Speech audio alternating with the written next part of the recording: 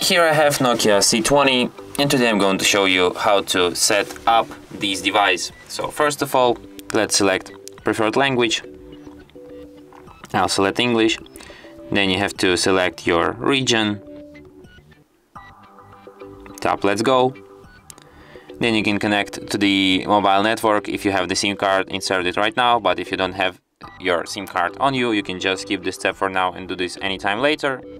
Then you can connect to the Wi-Fi, but if you don't have any open Wi-Fi network around, you can just skip this step for now and set up your device offline. Then you have to set up date and time.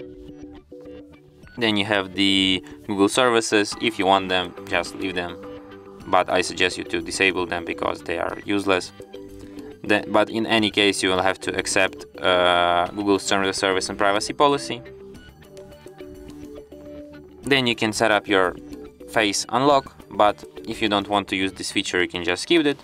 Then you can set up any other screen lock type.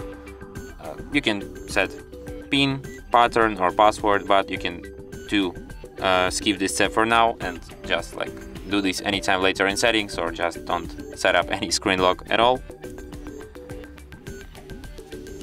And your device is ready to go. You can agree with user's experience program